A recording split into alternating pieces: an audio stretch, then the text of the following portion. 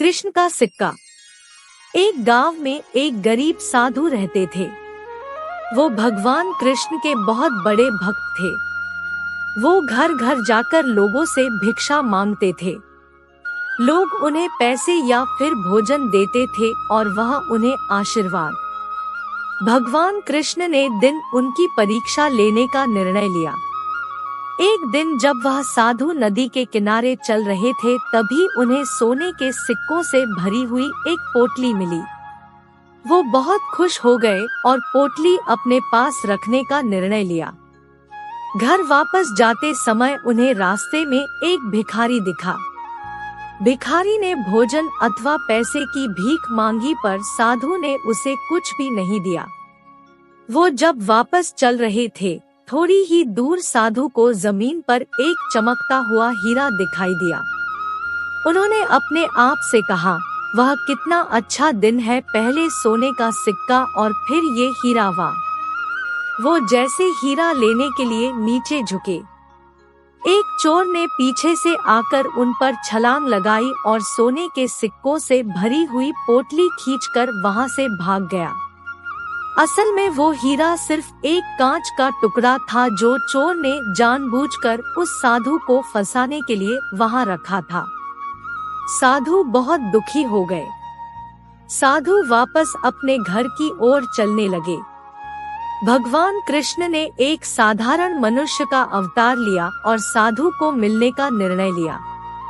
वो साधु को मिले और उन्होंने उसे एक सिक्का दिया और कहा, कृपा करके मेरे इस सिक्के को स्वीकार लीजिए।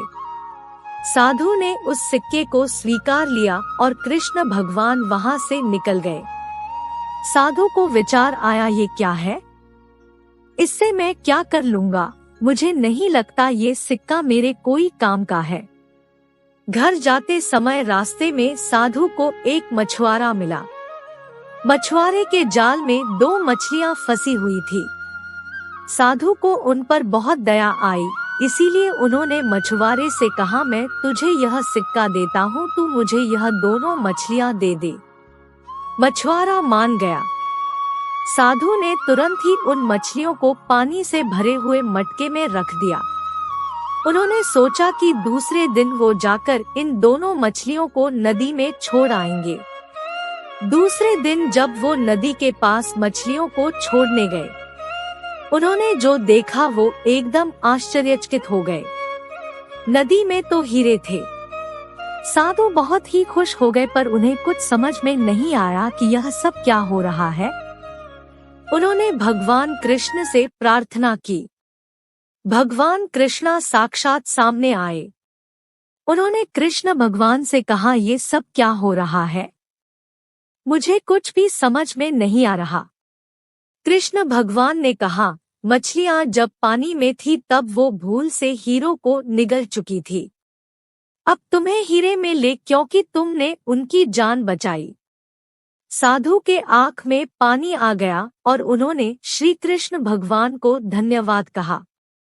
तुम्हें सोने के सिक्कों से भरी हुई पोटली मिली, पर फिर भी तुमने उस भिखारी की मदद ही नहीं की। तुम्हारे उस हीरे की लालच से तुमने वो सोने के सिक्के को भी खो दिया। हमेशा दूसरों की मदद करनी चाहिए और कभी भी लालच नहीं रखना चाहिए। साधु ने भगवान कृष्ण को वचन दिया कि वो हमेशा दूसरों की मदद करेंगे और कभी भी लालची नहीं बनेंगे।